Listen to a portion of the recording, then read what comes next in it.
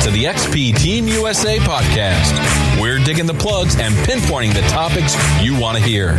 And now, here's your hosts, Dave Kimball and Lynn Quellen.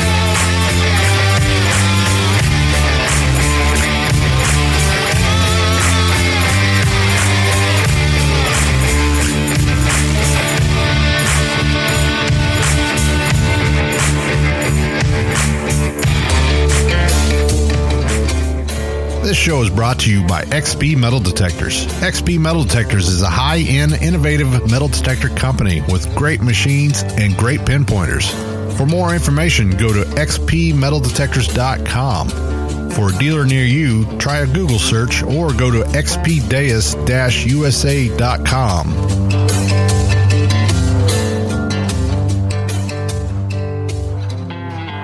Hello and welcome to the very first XP Team USA podcast. I'm your host, Dave Kimball, coming to you from Central Oklahoma, and I am joined today with my co-host, Mr. Lynn Quellen, coming to you from Central Iowa. How you doing, Lynn?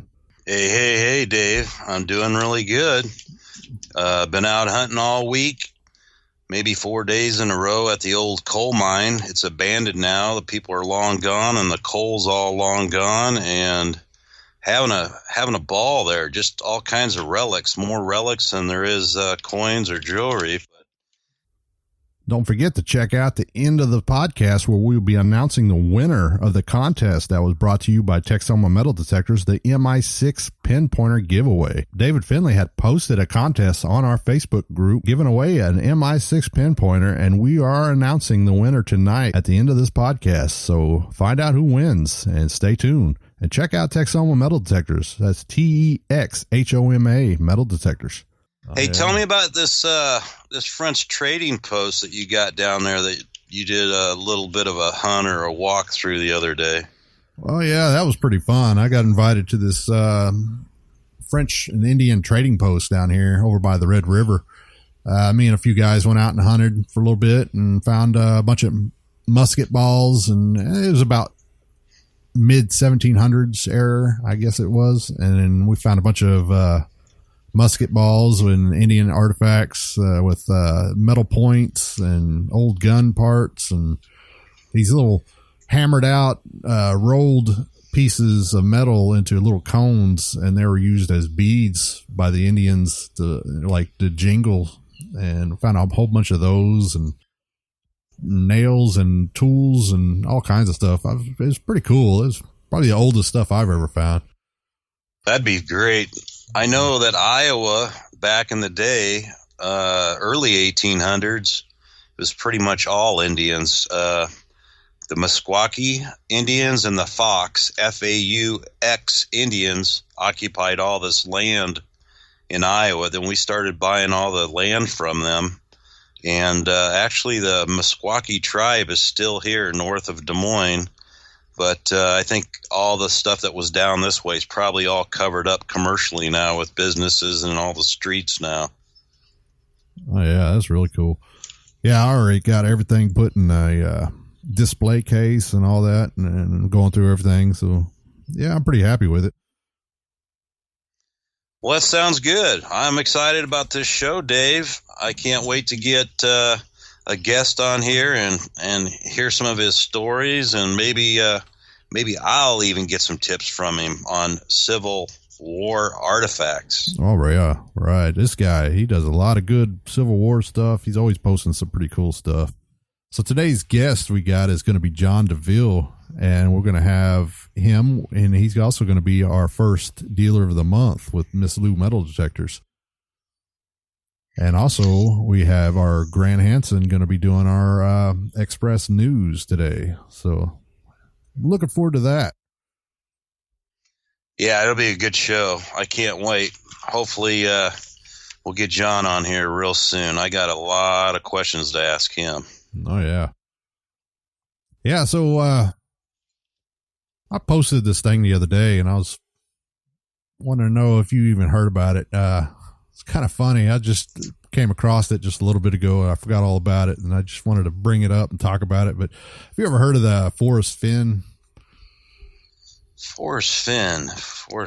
Yeah, that does sound familiar. Isn't he a guy that hid a bunch of treasure in his house or out in a field, and everybody was trying to find it or something? Well, close. He, for those of you who don't know, he was an old arts collector and arts dealer, and he made it pretty rich. And I believe after his retirement, he decided to go ahead and hide. He was going to hide $1 million worth of treasure and give clues out through this poem that he wrote and kind of invite treasure hunters to go find it. And according to a lot of people, it's supposed to be buried around the Rocky Mountains. But he says it's about a 40-pound treasure chest, and he says that the treasure chest itself is worth around $70,000, and treasure that's in it is not worth the weight of gold that's in it. It's just the value of the antiquity of the treasure that's in it. It's values the whole thing worth about $1 million. This was when he buried it back in 2010, and according to him, it's worth even more now. So far, 4 people have died looking for this treasure. It's pretty crazy. But this story just came out the other day about this guy from Pennsylvania. This is from the Durango Herald. It says a Pennsylvania man was arrested for burglarizing Forrest Finn's New Mexico's house.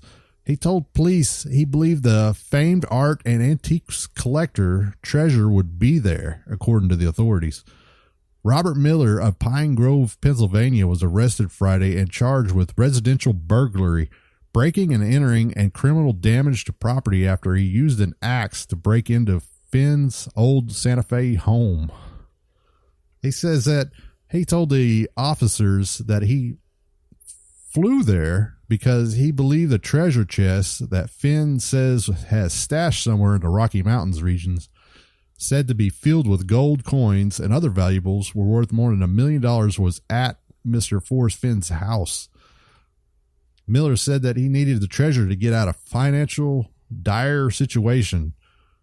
He says that him and his wife had only $130 in their bank account and wanted to find the treasure to change his family's financial future.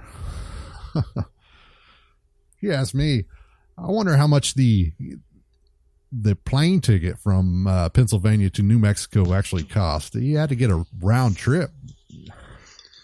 Yeah, that's nuts. I guess he didn't take any type of math classes in high school, if he even made it that far, to figure out his budget wasn't quite right.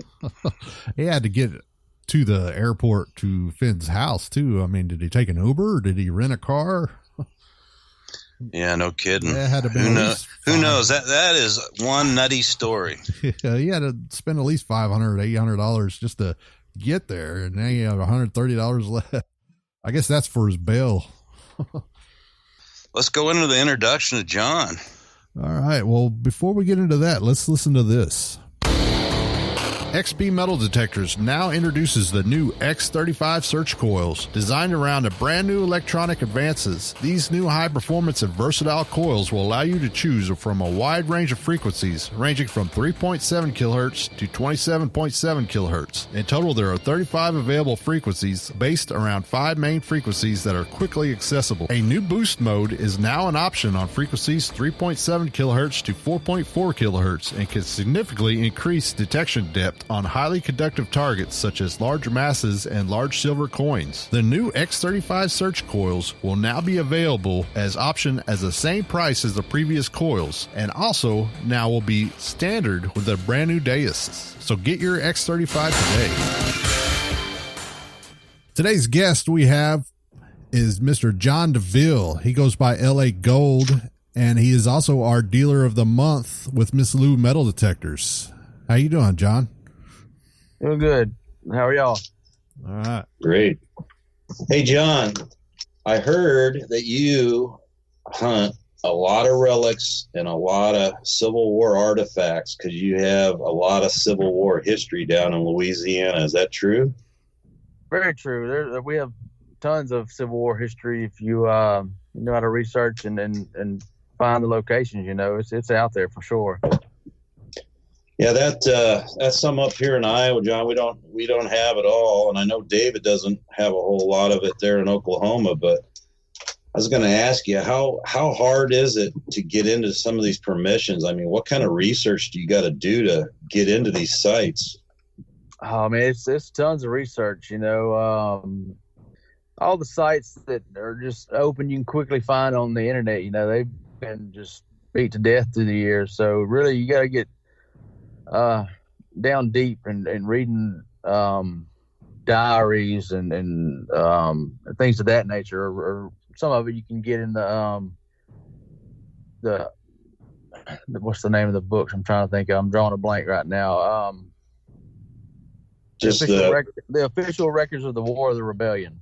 That whole set, man, it's full of great information if you know how to look through it and find the stuff. Yeah, that'd be amazing. I would really love to come down there sometime and hunt with you and get some real good Civil War stuff. I read a little bit about Louisiana, and man, there was a lot of battles there. I read where the Union Navy came in, and around New Orleans and Biloxi, Mississippi, there was a bad battle, and they had all these gunboats, and a lot of battles were fought right there down on a few rivers down there, right? Right, and one of those rivers comes right through my area, the Red River, and that was the Red River campaign is the biggest part of what I generally hunt.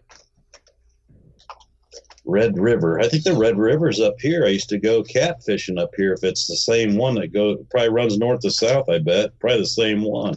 Tell us about your permissions. I know, up here, we only get to hunt metal detect for 6 months out of the year because, we have winter from November all the way halfway, through April up through May. So you got to feel real fortunate that you can pretty much go out anytime you can down there, right? Yeah, weather conditions, we don't have the freezes like y'all do. We don't have that many days where it's below freezing here at all. If we have 2 weeks of winter that's below freezing, we've had a big winter. Most of the time it's good conditions, other than we stay wet a lot with rain, and it's pretty muddy at times, but I can deal with that. Yeah, that would be great. I mean, some years our frost goes into the ground 30 inches deep, so that is like a chunk of ice. But the more snow we have, the depth of the iceberg is not so great. So more snow, I got a chance to go out sometimes in December or January, like I did last year. But so the crops down there, I guess you got beans, cotton, sugar cane, and corn. Are they harvested 12 months out of the year, or how does that work for you as far as your permissions go? No, all my farm field permissions, it generally runs, I would say, September-ish to March for the most part. Sugarcane is different, some of those fields you can hunt year round to an extent, because there's different phases that they go through. Until it gets so deep you can't stand it and it's cutting you as you walk through it, you can hunt that. If you're willing to deal with the heat. It's like a sauna in the summertime in sugarcane, though, especially tall sugarcane. It'll cut you up, the leaves will, and it's horrible. It's like a jungle. Well, getting through some of them fields right now, it's pretty muddy and stuff. I know you need something good 4-wheel drive, but I saw you got a new little toy to help you out with that here lately, huh? Yeah, I just picked up a little 4-door Jeep, man. I'm liking it. Yeah, it looked very nice. To get out there. I saw you were working on getting you a big old XP sticker to put on that thing, huh? Yeah, soon. That's the plan, to have an XP sticker across the hood. Uh-huh. Hey, John, tell me about, I know you guys are into bullets. I mean, we have bullets, but, they're all from pioneer days up here. They're nothing from the war up here. But what is so darn amazing, and are there just tons of different sizes and ranges and of Civil War bullets that you guys try to get or are more valuable than others down there? Oh, absolutely. There's some that's more valuable than others because of how rare they are. They range from $1 to $3 a piece, all the way up to, man, some of them are $800, $1,000 bullets. Nice. Wow. I don't sell anything I find. It's just I generally associate money when I'm explaining to somebody the value of something. That's what most people understand is money. Right. Yeah, it's pretty amazing, man. There's hundreds of different styles and sizes of bullets. Personally, I've only found probably 40 different types of bullets, but there's many, many more than that, so we find a lot of bullets, but anytime I find a new one, it's really exciting, So do you have a catalog on bullets? I have the McKee and Mason field projectiles and bullet book. It's a good source. There's several other books that you can get on bullets, but that's one of the go-to books. Okay. So tell me the significance of the Pelican button. You've mentioned that a few times about getting somebody on a Pelican button. Now, what is somebody like me who's not a Civil War hunter? What is the significance of the Pelican button? Is it naval? Is it naval? Let me guess. Navy? No, it's Louisiana militia. Wow. So yeah, it's a pride thing. I'm a Louisiana guy, so a Pelican button, and they're tough to come by. A lot of people, hope and dream to find one. It was amazing to me. I had a stellar year last year, and I found 6 of them in about 3 weeks, and I'm pretty proud of that fact. That's something you don't hear of often, especially down here. Are they one piece, or do they have gold gild on them, or what? There are one-piece Pelicans, but they are extraordinarily rare.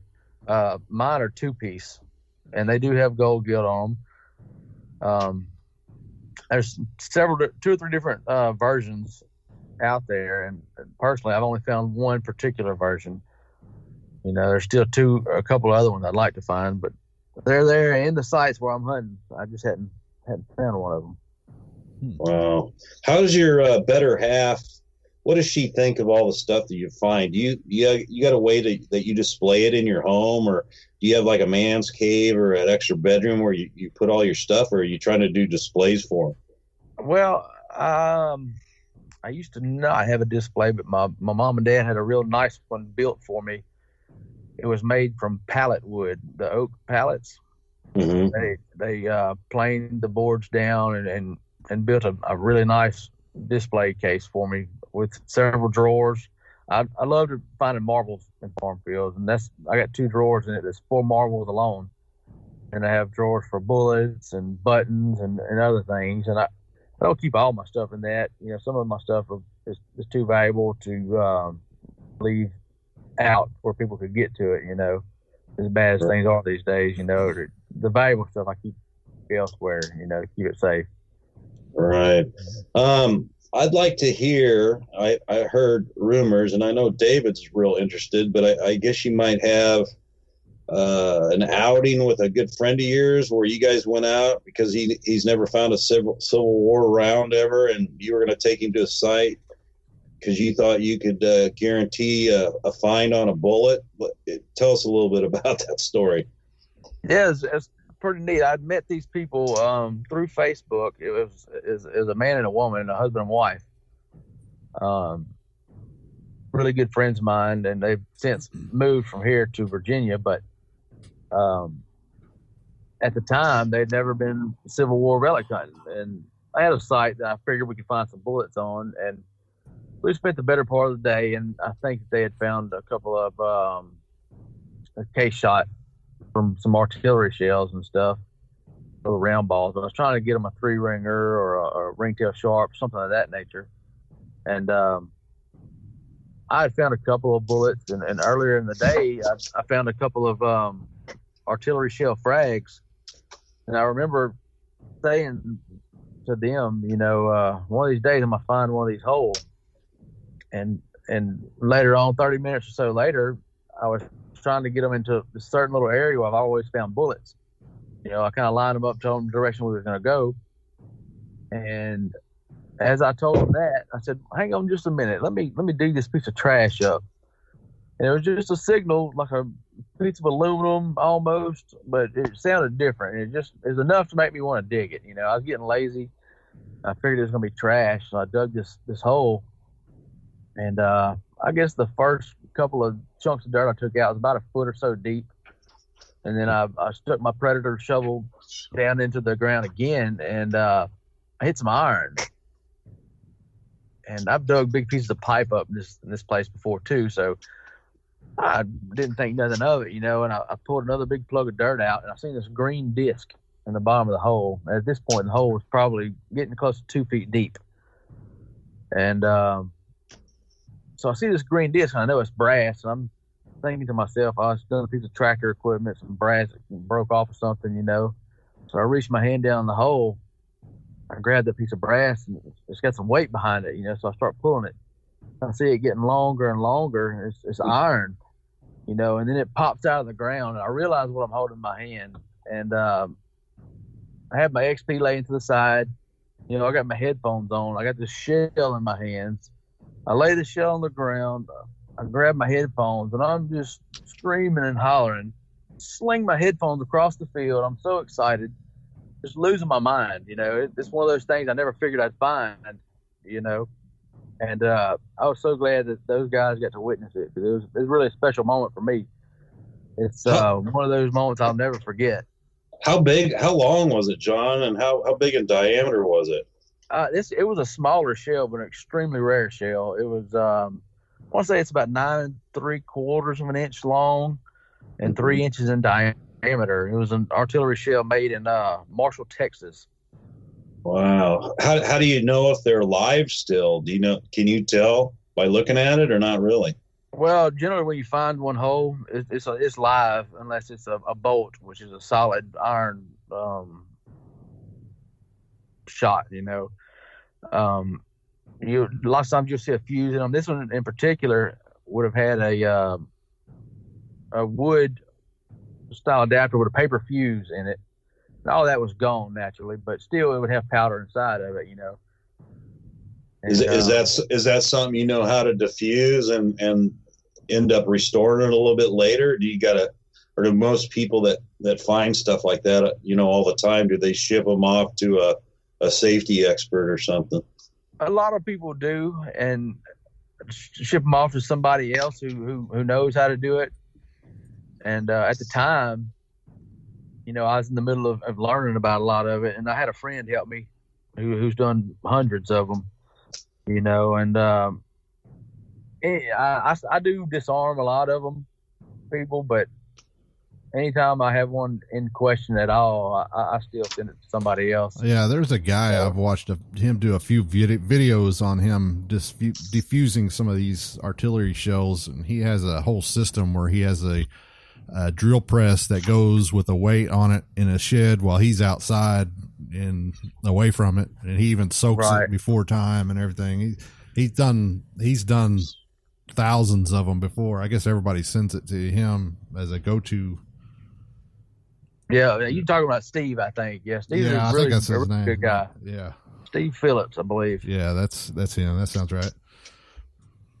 And I've asked him questions about some when I had a little question, a time or two, and he's real helpful. Oh yeah, he knows how to restore them, how to make them, the process of making them last, and all that. And I do all that stuff myself too, man. It's actually fun. Well, for me, it wouldn't be. It'd be scary for me, guys. So I don't even. I'm talking about the electrolysis part. Yeah, that's what I was about to. So tell us about your electrolysis. What's your setup for electrolysis? I have several different things that I do. I like having a metal lined bucket. I've taken let's see, things that chemicals come in sometimes. It'll be a metal can, about the size of a bucket, and I like putting that liner inside the bucket, so you have the iron 360 degrees around the item. A lot of people use rebar and things like that on their electrolysis setup. And I do that too. I have several different ways, and I have the battery charger. I do mine really slow, low amperage, and for a longer period of time. I like doing it that way. Don't seem to get at the metal as hard as fast. Oh yeah, so yours usually takes like a day or two, or like a week. It depends. It depends. Most of the time, I can get it done in a day. You know, I just like doing mine really fast. Some people do it fast. You know, different strokes for different folks. But mine, the way I do it, I like it. So that's the way I stick with it. Do you do a base after that, and then do you coat it with anything after that, like a wax? Yeah, a lot of my stuff comes out of farm fields, and I'll actually boil it in water, you know, to get some of the different things out of it, you know, like different chemicals and things from the fertilizer, stuff like that. And then once I do that, then I'll actually dry it. Well, some people do it, they boil it in like this wax, it's microcrystalline wax, and to get the water out. And but I don't do that. I usually put mine in an oven that I have outside, and try to get the temperature above boiling, you know, say 250 degrees, leave it in there for an hour or two to boil out any moisture that's still stuck in that iron. And at that point, you know, I take tannic acid, and it paints on there white, but after it dries, it generally turns black. You know, that's a rust converter, and it also helps prevent the rust from coming back. Right. And that doesn't eat into it later on or anything like that? No, it basically only attacks like the little rusty oxidized parts, you know, and it pretty much seals it. It doesn't continue to eat at the metal. Okay. Well, John, I guess, you know, I got to make a trip down there. I'm just totally excited about the Civil War artifacts that you guys get down there. It just seems like it's a never-ending deal. It was just so widespread all over down there, and you know, we don't have nothing like that up here. And what about old coins and buttons and, you know, relics that these guys? I mean, do you guys find like canteens or, you know, any weird stuff like that? I found quite a few old coins, and I've never found a canteen. I've been with people when they found parts of canteens and canteen spouts. You know, they've found sword hand guards and just all kinds of stuff, man. As far as coins go, one of the coolest things that I've ever found was, I want to say it was a counterfeiting mold. It was either that or it was truly a die for making Spanish 8 reals. You know, the jury's out on that. It could go either way, because I've seen through dies before, and it looks like a die, but it could also have been used for making counterfeits, you know. So I don't know. That's probably one of the coolest coin-related items I've ever done. I'm sure that's what it was, the counterfeit stuff. I heard people finding them counterfeits, the real counterfeits. This was a square block of brass that it was hand engraved with one side of the coin on it. That's really cool. Know, it would have been 2 halves. I don't have the other half. I'm still going back to that site trying to find the other half of it. Yeah. I want to know about Mardi Gras in New Orleans. I want to know, have you made a trip south to any of those big old plantations down that way and had a old house down there you got to detect in the past?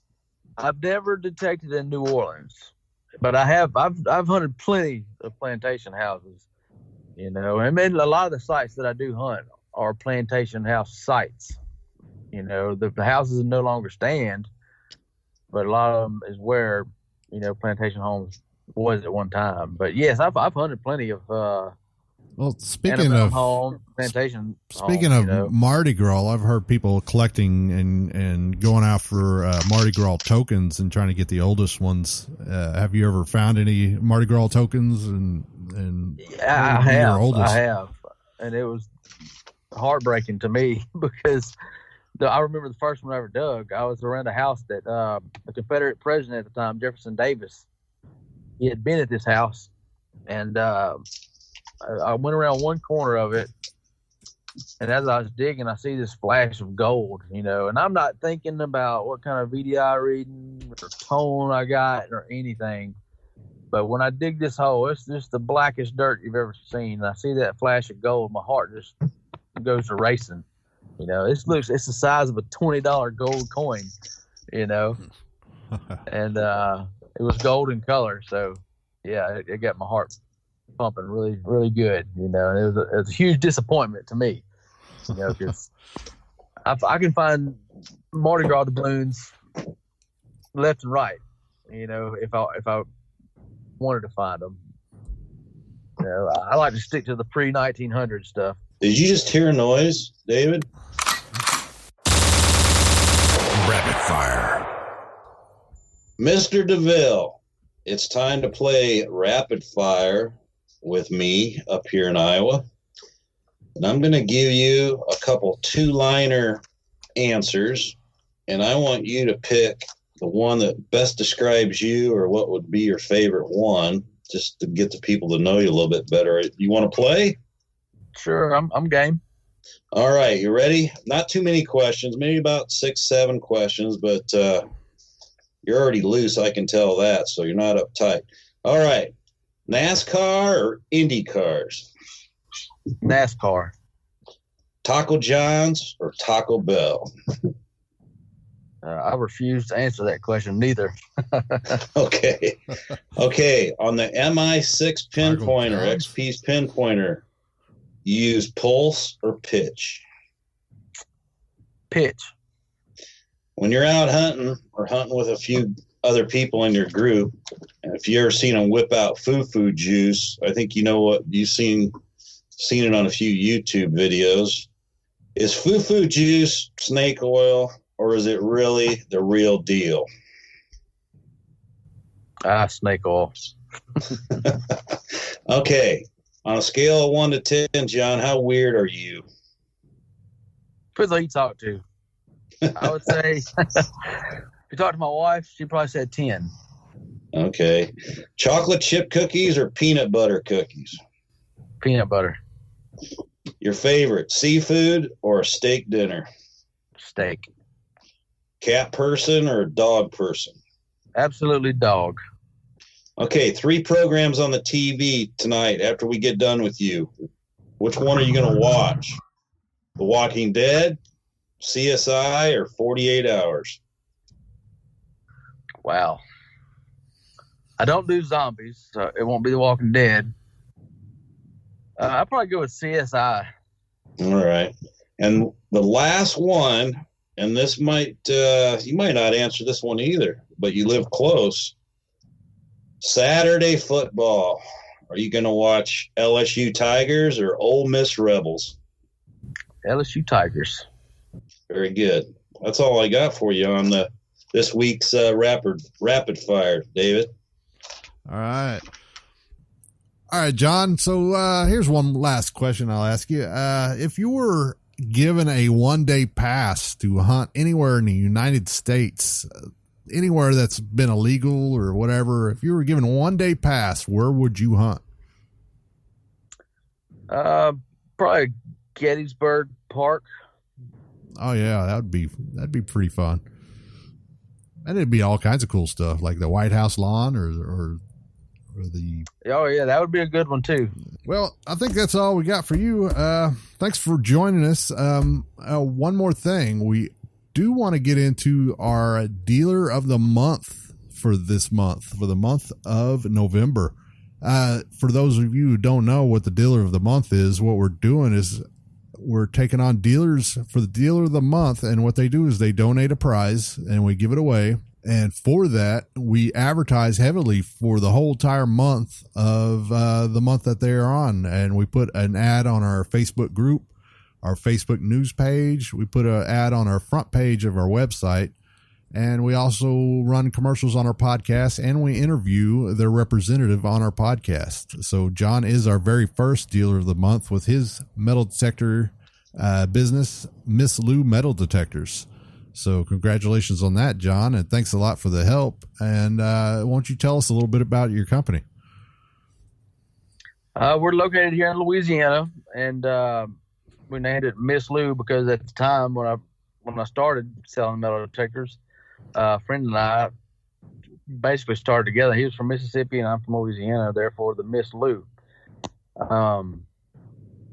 We've been in business for about 3 years now, I believe, and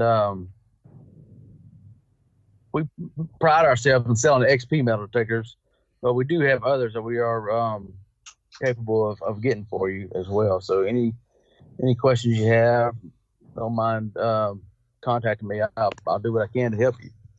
And we will get an ad up for you on our page, and if it's not already on there now, it probably will be. So you can go ahead and go to our webpage and check it out, or our Facebook group page, or our Facebook news page. How will they be able to get a hold of you for your business? I have a Facebook page, and there is a button you can click on to message me there, or you can post my email on the team page, and they could possibly contact me through there. All right. Well, once again, thank you very much for contributing to the Dealer of the Month. John does a lot of work and contributing with the XP Team USA. He was a field rep, and now we just added him and moved him up to an admin. He does a lot of good work with the banners and everything. All the pictures that you see that we post on our thumbnails for our videos and usually our cover photos for our Facebook pages. John usually does. He does a really good job on them. So thanks a lot again, John. We will hopefully talk to you again another time. All right, talk to you guys later. All right. Thanks, John. Check us out online at xpdeus-usa.com.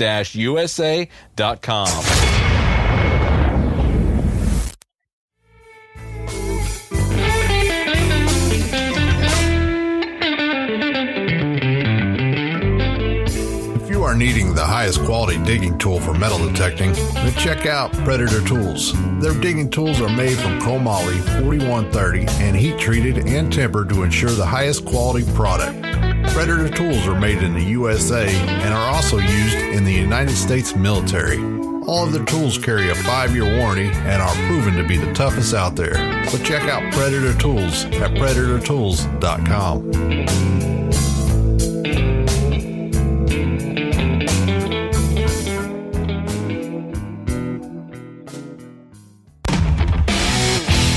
This is Express News with Grant Hansen.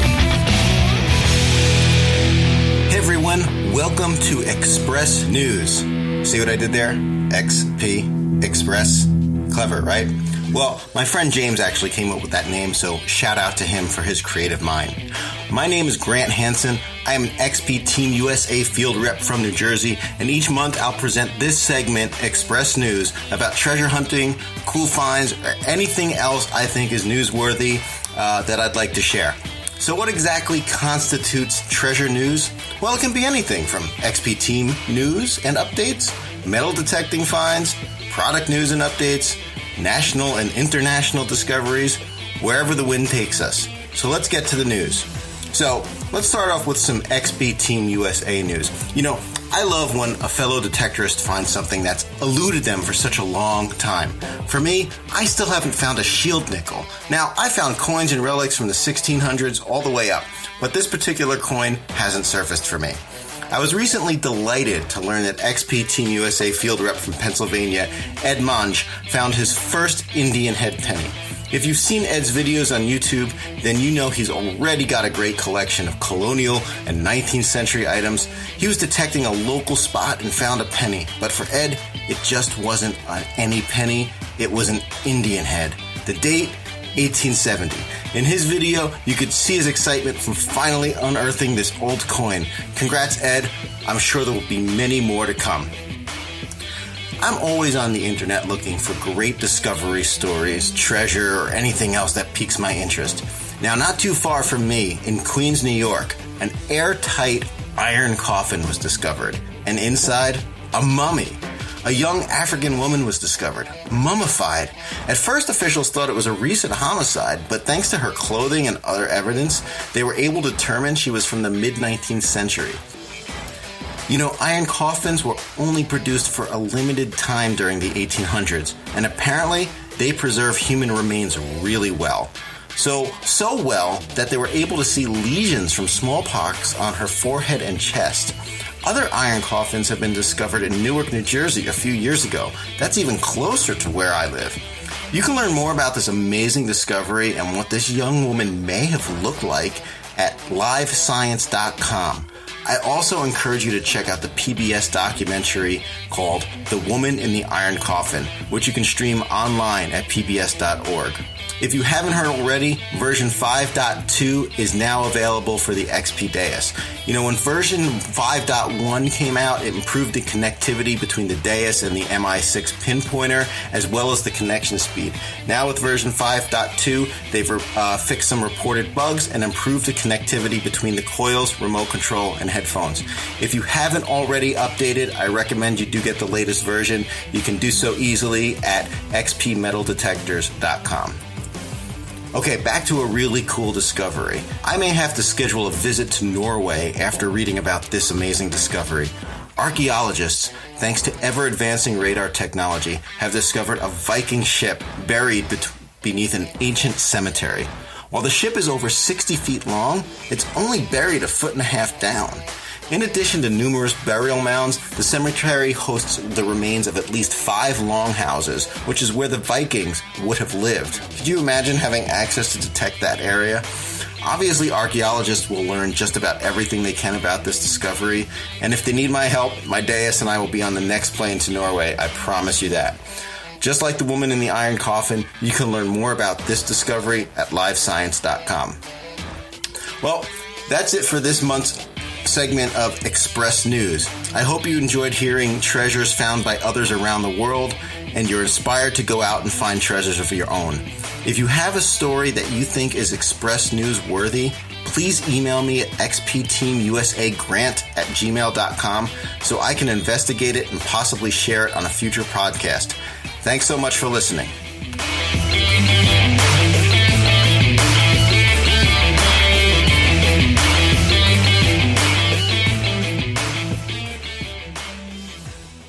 All right, that was Grant Hansen with Express News. Check him out every other Friday on our episodes. That's right, our episodes will be every other Friday. So our next episode that's coming out is going to be November 16th. And that will be at 7 p.m. Central, 8 p.m. Eastern Time. Hey, Dave, it was a really good show tonight. I really enjoyed Mr. John down there in Louisiana. I need to get down there maybe before my hunting days are over and really check on some of the sites that he's got down there. That would be something I would really look forward to. Oh yeah, John Deville, man, he's got some good spots over there. He's been asking for us to come down. We need to come down there sometime and do some hunting with him. And check out his Miss Lou metal detectors. He says for now his website is down, and he's working on revamping his website. So he will be getting that back up soon. And when he does, check out our website, xpdeus-usa.com, and you can find where his website is and check him out. But for now, you can go to Facebook and look up Miss Lou metal detectors. I think he might even have LA Gold too. I know he got a YouTube channel, LA Gold, so you might check him out too. I also want to tell everybody on Facebook on X Team USA that you guys are doing a heck of a job posting on Facebook with your finds and short stories. I really enjoy watching them. Our season's just about done up here in Iowa. I maybe have a couple 3 weeks left before I have to chip on icebergs. So please post them for me all winter long. Give old Lynn up here in Iowa something to do, will you? That's right. And here next episode, we'll be giving out a phone number too, where you can call in to the podcast and leave a message for whoever we're interviewing, or you could just leave a comment or tell us how good we're doing or how bad we're doing. We'd just love to hear from you. Well, I heard that we do have a winner. Why don't you give them the info about it, David? I think someone got themselves a new, beautiful XP pinpointer. That's right. David Finley from Texoma Metal Detectors has donated a pinpointer as a giveaway, and he posted on our Facebook group. and it's been running for the last couple days. It ended last night, and he did his drawing this morning and sent me the information. So I will be announcing the winner of the MI6 pinpointer. So the number that he picked was number 14, Mr. Brent Denny. Congratulations on the MI6, Mr. Brent Denny. Please contact Mr. David Finley and give him your address, and he will get to you. Yeah, congratulations. That I've had mine for, well, I don't remember, since February maybe. I love it. It lasts for hours and hours, and it gives you so many different adjustments, especially the volume adjustment with the wireless headset. I love it. Yeah, me too. I've yet to drain my battery all the way and be stuck out there without a pinpointer, because I'm paranoid. I forgot about it a few times for a long time and not charged it, but it got a good charge on it. That thing lasts a while. It's a pretty good pinpointer.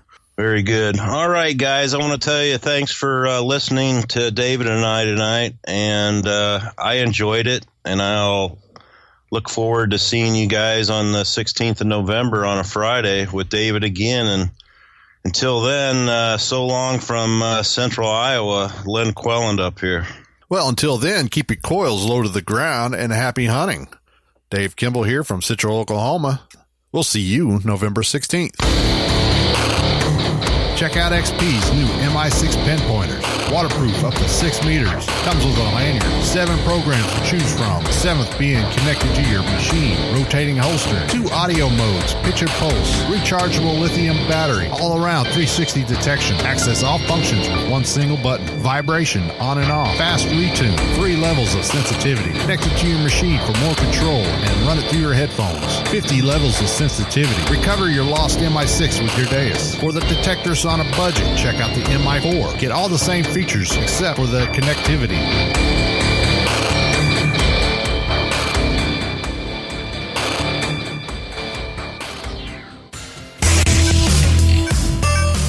Get that permission, put the coil to the soil, and we'll see you next time right here on the XP Team USA podcast.